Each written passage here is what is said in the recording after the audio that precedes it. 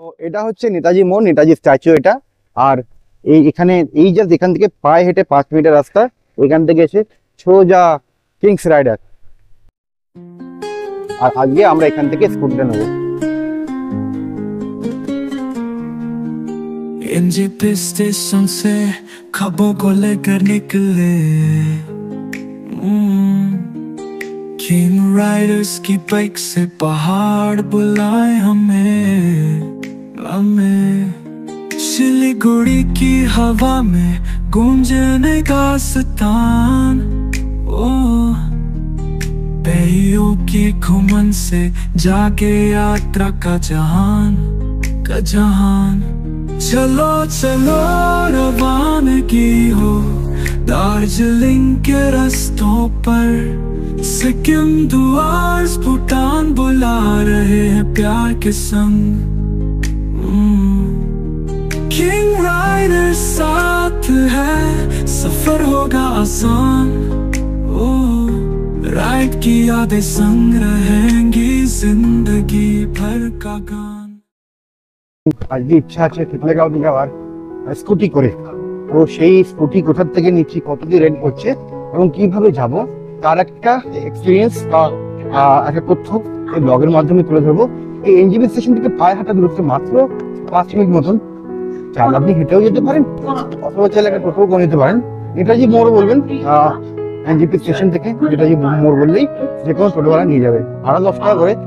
আর আপনারাও থাকুন, ভিডিও দেখে থাকুন, তাহলে বুঝতেই পারবেন যে স্টেশনের রাস্তাটা। আর এই সোজা গেলেই কিংস রাইডার, নেতাজি মোড় বললেও হবে। এখানে টোটোওয়ালা থেকে এক্স্যাক্টলি স্ট্যান্ড, আমাদের মেন স্ট্যান্ডটা ওটা এখনকার। আর এই হচ্ছে টোটো স্ট্যান্ড, এখান থেকে জাস্ট 5 মিনিট হাঁটা পথে। আপনি চাইলে এখান থেকে টোটো বুক করে করতে পারেন, আর এখান থেকে গেলে 5 মিনিট হাঁটা পথ। আমি আপাতত হেঁটে যাচ্ছি। এটা হচ্ছে নেতাজি মোড়, নেতাজি স্ট্যাচু এটা। আর এখানে এই জাস্ট এখান থেকে পায়ে হেঁটে 5 মিনিটের রাস্তা, এখান থেকে এসে সোজা কিংস রাইডার। ভালোবাসার স্রোতে কিং রাইডার সাথে আছে, পথ হবে সহজ, রাইডের গল্প মনে রাখবে জীবন জুড়ে। আপনারা যদি জেনেই গেছেন যে পাহাড়ে এলেই আমি কিন্তু অধিকাংশ সময় বাইক বা স্কুটিতে ঘুরতেই বেশি পছন্দ করি। আর আজকে আমি যেহেতু ট্রেনে এসেছি তাই জন্য এনজেপি স্টেশন থেকে একদমই কাছে এবং নমিনাল ফেয়ার। এবং সব থেকে ভালো কথা হচ্ছে যে এখানকার যে এ মানুষ হিসাবে যথেষ্ট ভালো। আমি ব্যক্তিগতভাবে একে বেশ কয়েক বছর ধরে চিনি এবং যখনই এনজেপি নামি তখন এর কাছ থেকে স্কুটি নিয়ে যাই। তো শিলিগুড়ি বা এনজেপি চত্বরে একাধিক এরকম রেন্টাল ক্যাব সার্ভিস দোকান আছে, তবে ওয়ান অফ দ্য বেস্ট আমি বলবো, বা এই কয়েকটা প্রথম 1-2 ট্রেনের মধ্যে যদি করতে হয় র্যাঙ্কিং, তাহলে এনজেপি স্টেশন চত্বরে কিংস রাইডার হচ্ছে one of the best rental bike rental একটা শপ। তো যাই হোক, আমি মোটামুটি কি কি কালেকশন আছে দেখিয়েছি, তবে তার করেসপন্ডিং বাইক বা স্কুটির ট্যারিফ কত সেগুলো একটু জানার জন্য আমি এই ওনার যে পার্থটাকে দেখে নেবো, যাতে কিনা আমরা আরো বেশ কিছু আলোচনা করতে পারি, এই বিভিন্ন ট্যারিফ গুলো জানতে পারি, কি কি ডকুমেন্টেশন লাগে সেগুলো জানতে পারি। আমাদের কারেন্ট ওনার এখানকার পার্থ।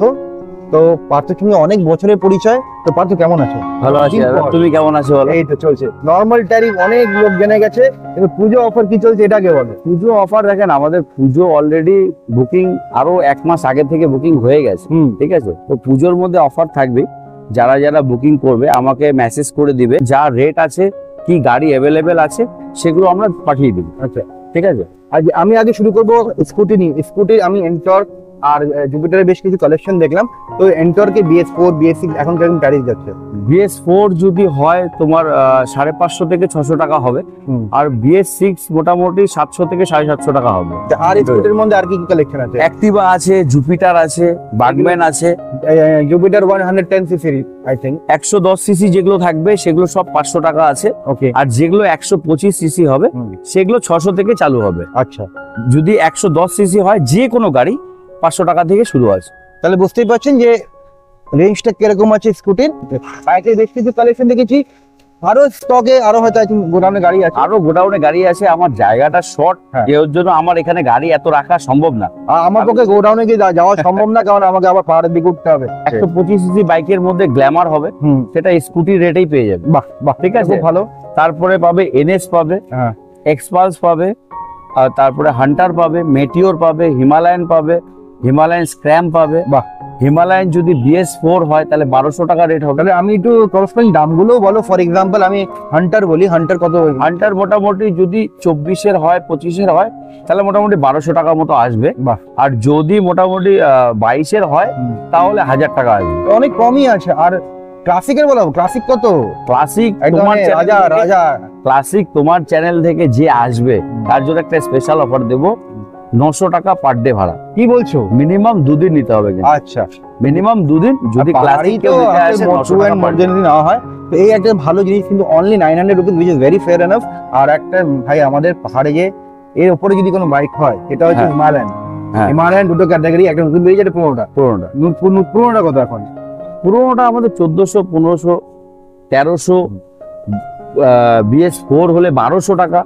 গাড়ি কোয়ালিটি ওয়াইজ থাকে এক একটা রেট। ওকে, তো ধরতেই পারছেন কি রেটে আছে। আর নতুনটা যেটা নতুন হান্টার যেটা বেরিয়ে হিমালয়ান যেটা বেরিয়েছে, যেটা নতুন 450, 450 যেটা 450 বেরিয়েছে ওটা 1800 টাকা পার ডে আছে। Per day. ওটা একটু কস্টলি বেশি, ওটা খরচা, মেইনটেনেন্স খরচা আমাদের প্রচুর পড়ে যায়, ওর জন্য একটু বাট ভাই আমাকে একটা কথা বলো, মনে করো আমি তো কালেকশন দেখালাম, ট্যারিফও বললাম, কিন্তু মনে করো যে একটা ব্যক্তি একটু লং নিয়েছে 3 দিন 4 দিন 5 দিন, বা 4 দিন ক্ষেত্রে কিছু ডিসকাউন্ট কিছু করা হয় নাকি ওই হিসেবেই করা হয়? না, 4 দিন 5 দিন যে নিবে তাকে একটা স্পেশাল ডিসকাউন্ট দেওয়াই হবে।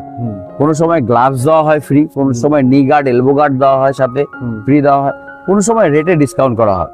তো কাস্টমারের যেটাতে সুবিধা হয়, সুটেবল হয়, সেটাতেই করে দেওয়া হয়। আচ্ছা, আরেকটা আমাদের কথা, এনজিপি থেকে নেমেছি, এনজিপি থেকে মাত্র পায়ে হেঁটে 5 মিনিট, ঠিক আছে?